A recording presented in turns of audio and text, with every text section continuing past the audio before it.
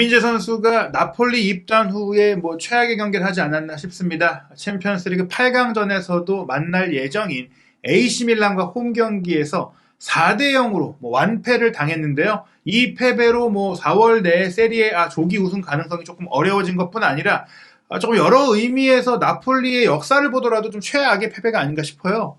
예, 그 나폴리가 4골 차로 패한 게요. 세리에 A에서는요, 전체 경기를 놓고 봤을 때 2007년 12월 아탈란타전에 이제 1대5로 대패를 당한 적이 있었거든요. 네. 이렇게 되면은 이것만 하더라도 16년 만에 처음 있는 일이잖아요. 예. 근데 또 이제 홈 기준으로 하면은 4골 차 이상으로 패한 게 2000년 10월 볼리오날전에 이제 1대5로 대패를 당하고 나서 이건 23년 만에 처음인 거죠. 네, 23년 만이면 정말 오랜 시간이고요. 거기다가 이게 2000년, 2007년 이때면요, 나폴리가 하브리가 왔다 갔다 하던 시기예요. 예, 지금과 같은 위상, 사리볼 등장 이후 확 달라졌던 그 나폴리가 아니라 나폴리의 암흑기, 네. 그럴 때 나왔던 기록이니까 올 시즌에 사실 암흑기가 아니라 그 마라도나 시대 이후 최고의 시대라는 평가를 받고 있는 상황에서 홈에서 크게 졌다라는 것은 분명히 나폴리의 경기력이 정상적이지 않았고, 특히 올 시즌 나폴리의 동력이 김민재 선수를 중심으로 한 그 활기찬 대단한 수비력인데 이게 좀 흔들렸다. 결국 김민재 선수도 이 패배에는 굉장한 좀 책임이 있다라고 좀 볼 수 있는 경기였는데, 네. 실점 장면을 보더라도 좀 그런 것 같아요. 예, 먼저 그 17분경에 김민재 선수가 이제 전진 패스 넣은 게 이제 차단이 됐죠. 예. 그러면서 이제 상대한테 역습을 허용했고, 여기서 이제 김민재 선수는 전진 패스 하려고 올라갔다 보니까 레앙이 이제 그 뒤로 빠르게 가는 그렇죠. 거를 쫓아가기도 힘들었고, 여기서 이제 레앙이 골을 넣게 된 거였죠. 예, 김민재 선수가 평소 같은 그 체력 상태나 그런 집중력이 있었다면 또 따라가서 잡지 않았을까 생각하겠지만, 이게 너무 멀었어요. 그렇게 하기에는 너무 높이 올라가 있었고, 그리고 이 디아스의 패스도 워낙 좋았고, 그리고 레앙도 워낙 빠른 선수고요. 예, 게다가 레앙이 골키퍼와 1대1 상황에서 절묘한 칩샷까지 연결했어요. 네. 상대도 잘했다. 다만 분명히 김민재 선수가 올라가서 패스를 좀 정확하게 못한 면, 그리고 그 뒤에도 빠르게 뒤로 내려오지 못한 면들 때문에 동료들에게 사과하는 모습이 나왔습니다. 사실 일단 그 패스 차단된 것만으로도 발단이었다라고 할 수 있죠, 시점에. 예, 그러니까 사실 수비 지역에서 김민재 선수의 장점이 과감한 패스를 통해 공격의 활로를 여는 것인데, 이게 또 리스크한 부분이 좀 될 수가 있습니다. 그런 가운데 빠르게 또 추가골을 내주면서 나폴리가 솔직히 일찌감치 승기를 내줬는데, 이 장면에서도 김민재 선수가 평소와 비교한다면 좀 아쉬웠어요. 사실 이 장면은 김민재 선수의 실수였다라고 봐야죠. 그러니까 예. 첫 번째 골 장면은 그냥 발단이었다라고 예. 본다면은 이거는 그냥 본격적인 실수였다라고 할 수 있는데요. 베나세르의 크로스를 헤딩으로 걷어내려고 한 게 이게 제대로 걷어지지 않으면서 옆에 있었던 후이 맞고 튕겨져 나온 거를 이제 디아스가 슈팅으로 골을 넣은 거거든요. 예. 이게 그냥 마치 김민재 선수가 디아스한테 패스를 준 것처럼 보이게 된, 예. 사실상 도움을 주게 된 것처럼 보이게 된 실제로 거죠. 경합하다가 뚝 떨어진 공이 디아스가 필이면 또 혼자 있었고 거기에 떨어졌고, 그 다음엔 디아스의 플레이가 좋긴 했는데, 그 다음에 디아스가 슈팅할 때까지도 조금 시간이 있었는데, 김민재 선수가 이제 지루를 막고 있다 보니까 지루에 붙어 있다가 이제 슈팅을 각도를 막기 위해 뛰쳐나가진 못했어요. 그래서 메렛이 1대1 상황에서 그냥 내줄 수밖에 없는 상황이었는데, 네. 사실 밀란이 후방 빌드업을 통해서 잘 끌고 올라가고 크로스까지 연결한 장면인데, 실점의 이 옵타 기록을 보더라도 김민재 선수를 막고 흐른 게 좀 클리어링 미스다라고 좀 나온 것 같아요. 네, 그러니까 클리어링 미스에 이제 후에 챌린지 실패에 예. 디아스의 골인 거죠. 그러니까 김민재 선수가 도움을 준 거나 마찬가지죠. 예.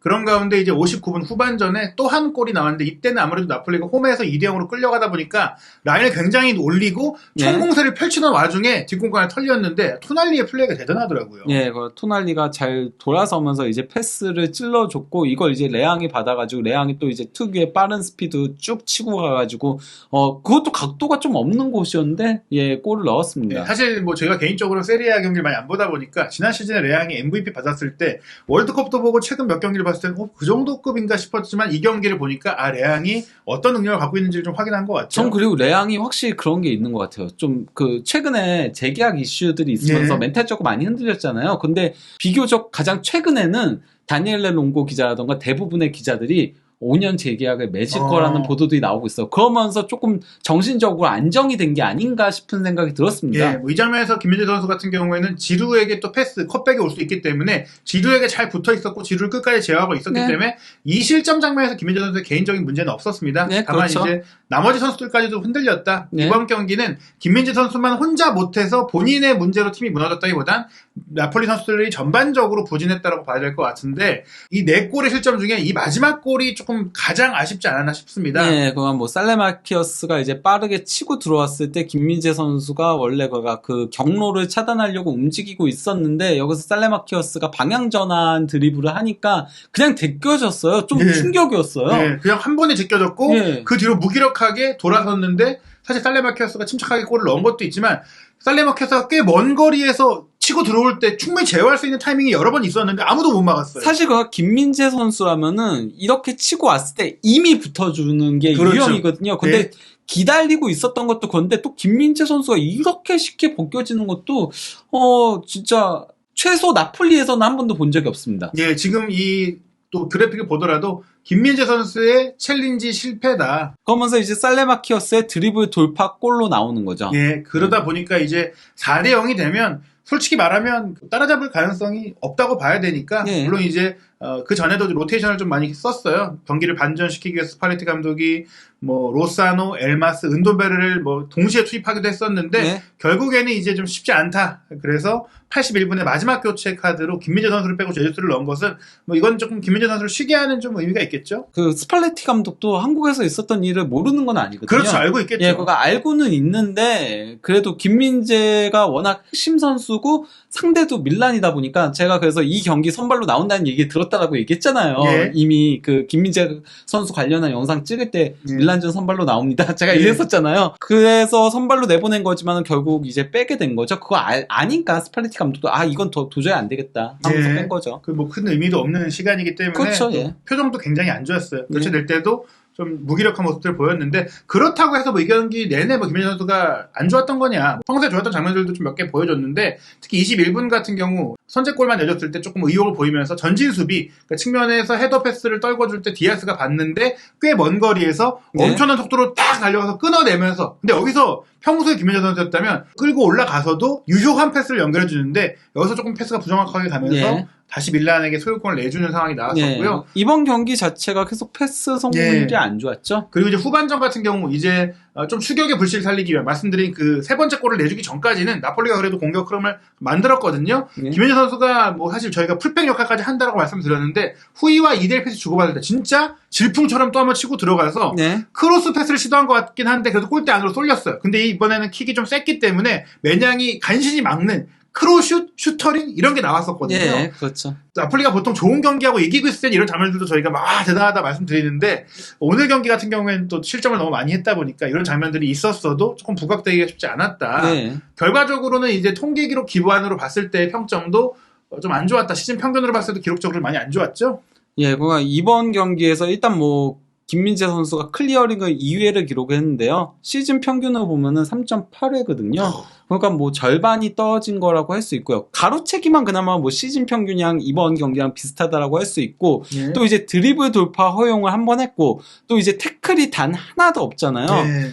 근데 이제 김민재 선수의 시즌 평균 태클이 1.6회니까 2회 정도는 기록을 했어야 되는 거고요. 볼 경합 횟수 자체도 상당히 적었는데요. 뭐 그라운드 볼을 2회를 경합했는데 단 하나도 성공하지 못했어요. 네. 근데 이제 김민재 선수가 1.8에 저거는 이제 성공시킨 거거든요. 네. 그러니까 시도는 더 많이 하는 거고 또 이제 성공률은 57%. 그러니까 대충 한 4회 정도 시도를 한다고 보면 되는 거예요. 그러니까 네. 시도도 절반, 성공은 아예 뭐 0이라고 봐야 되니까요. 그리고 또 이제 소유권을 잃은 횟수도 11회나 되고 원래 시즌 평균은 8.6회거든요. 네, 세네 번을 더 공을 뺏겼다는 것이니까 따낸 것은 적어졌고 잃은 것은 많아졌고 경합도 많이 하지 않았을 뿐더러 이기지 못했다. 예. 전반적으로 부진했다라고 볼 수 있는 수비 기록인데 가장 또 중요한 게 김민재 선수가 후방 빌드업의 핵심 선수잖아요. 예, 그러니까 워낙 뭐 패스라던가 이런 것들을 잘하는 선수인데 일단 뭐 이 경기에서 볼 터치도 적었어요. 원래 시즌 평균은 89.3회인데 이 경기 75회였고요.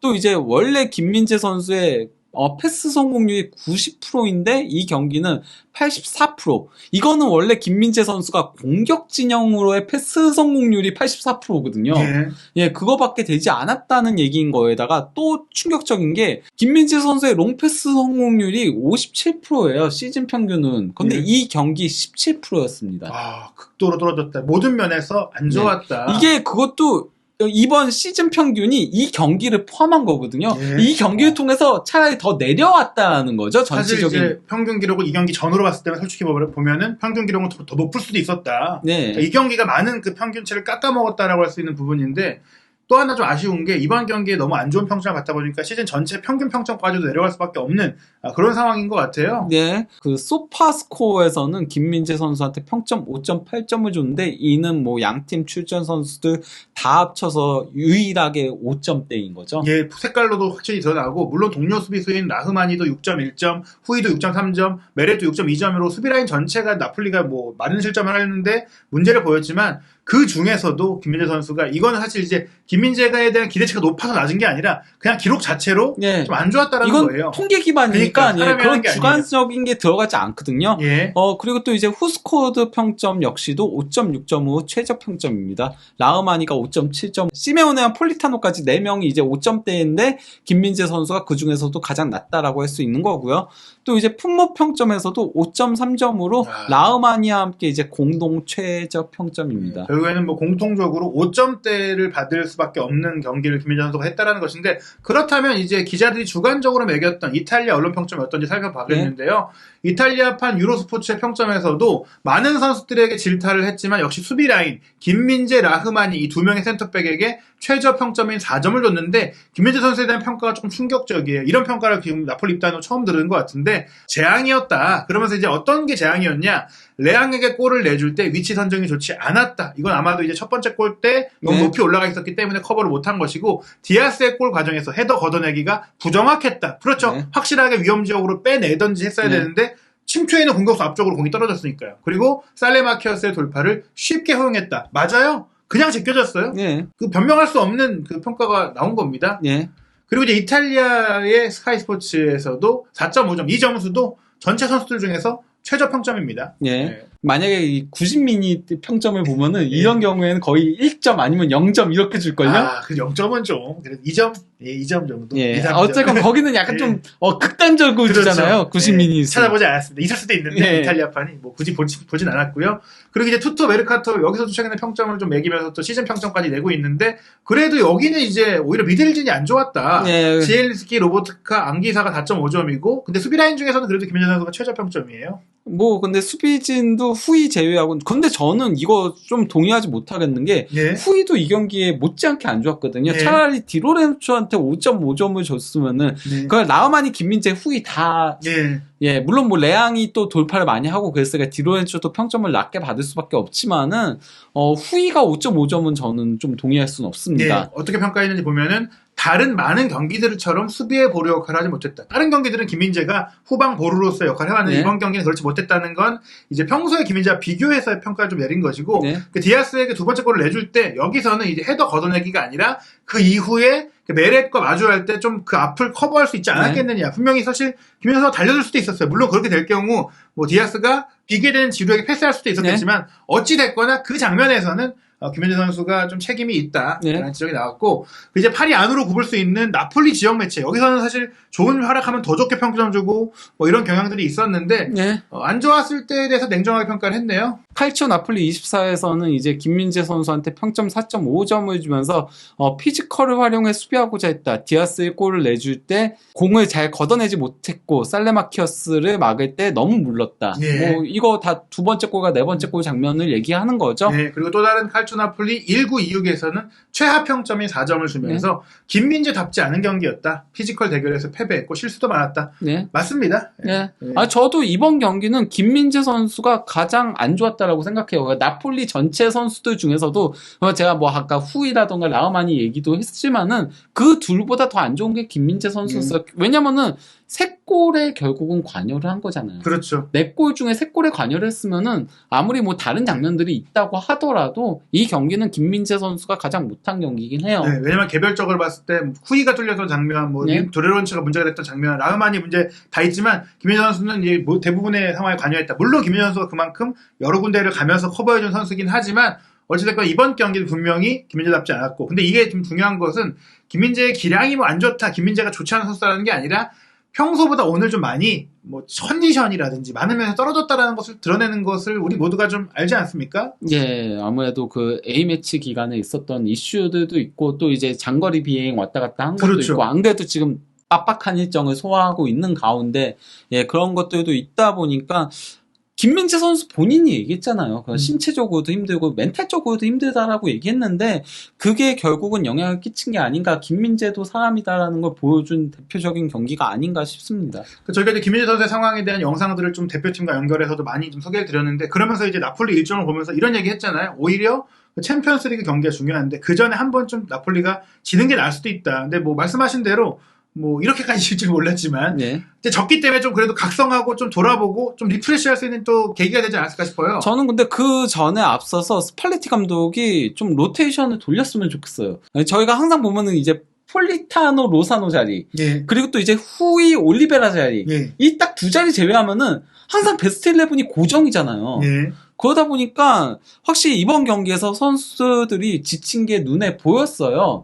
단순히 김민재만이 아닌 다른 선수들도 쫓아가지 못하는 장면들이 있었거든요. 그러니까 다음 레체전에는 좀 대대적인 로테이션을 돌려서 주전 선수들의 체력을 조금 보충하는 게 필요하지 않을까 싶은 생각이 들었습니다. 저도 그런 생각이에요. 만약 레체전을 못 이긴다고 하더라도 조기 우승이 중요한 건 아니니까 솔직히 네. 말씀드리면 우승을 못하기가 더 어려운 나머지 일정들이라고 봐야 돼요. 그러니까 그냥 약간 5월 정도에 우승한다고 생각하고 최다 승점 이런 거 노리지 말고 그냥 레체전은 좀 푹 쉬면서 오히려 네. 저 밀란과의 8강 1차전 챔피언스리그에 좀 집중해야 되지 않겠냐. 이미 최다 승점은 물 건너갔습니다. 예. 이번에 지면서 예. 이미 물 건너갔고 그러니까 저도 그랬으면 좋겠는데 근데 이제 또 한 가지 문제가 아까 뭐 그 후스코드라던가 이런 평점들 보시면 아셨겠지만은 수비진 제외하고 가장 평점이 낮은 선수가 시메오네였어요. 결국 오시멘 선수가 나이지리아 대표팀에 가서 예. 부상을 당했는데 지금 언론에서 전망하는 바로 통해서 보자면 챔스 8강 1차전 밀란과의 이제 리턴 매치 요 맞대결에까지도 못 뛸 수 있다. 결국에는 네. 이제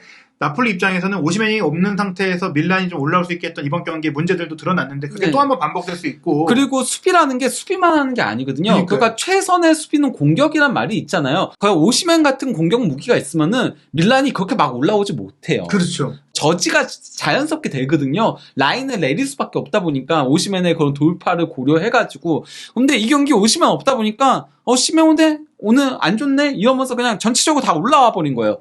그러다 보니까 나폴리 수비진이 계속 민낯을 조금 드러낼 수밖에 없었던 경기였거든요. 결국에 김민재 선수가 좀 많이 우려하고 걱정했던 상황들이 좀 펼쳐지고 있는데 뭐 그렇다고 해서 뭐 대표팀 경기를 3월달에 뭐 빠질 수는 없었어요. 왜냐면 오시멘도 갔다 왔고 결국엔 뭐 오시멘이 다치긴 했지만 그렇죠. 그렇다고 뭐 예를 들어서 나폴리 입장에서 3월 우리 4월에 일정이 중요하니까 오시면 나이지리아 못 갑니다. 뭐 이런 건 안 됐었거든요. 그렇죠. 예. 그 A매치 기간에 이제 소집하는 거는 이거는 막을 수 있는 조항 자체가 예. 없으니까요.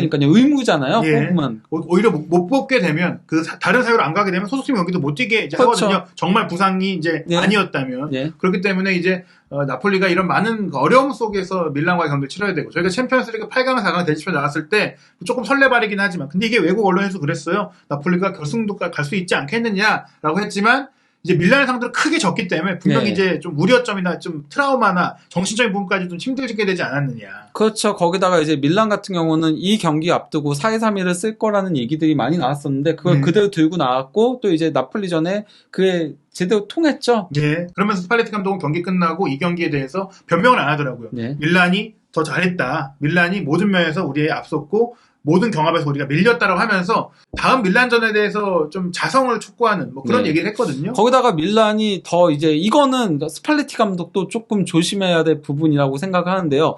지난 시즌에 이제 나폴리가 밀란한테 홈에서 패했을 때 그때 이제 피올리 감독이 썼던 변칙 전술이 바로 캐시에를 공격형 미드필더로 배치해가지고 앞에서 눌러주는 형태로 그렇죠. 갔던 거였는데요. 이번 경기 때 그래서 이제 많은 이탈리아 현지 언론들이 크루니치를 공격형 미드필더로 배치할 가능성이 있다라고 했었어요. 그때 그 아이디어를 가져와서라고 얘기를 했었는데 근데 크루니치가 아닌 베나세르를 그러니까요. 앞쪽에다 배치해가지고 플레이를 했는데 또 이게 통했다는 거거든요. 네. 그러면서 이제 로버트카를 앞에서부터 눌러준 거거든요. 그렇죠. 예, 로버트가 부진했죠. 이것도 이번 시즌 그러니까 나폴리가 진 경기들은 다 똑같아요. 로버트카가 제어가 됐을 때 그럴 때 이제 좀 지는 라치오전이 가장 대표적이었잖아요.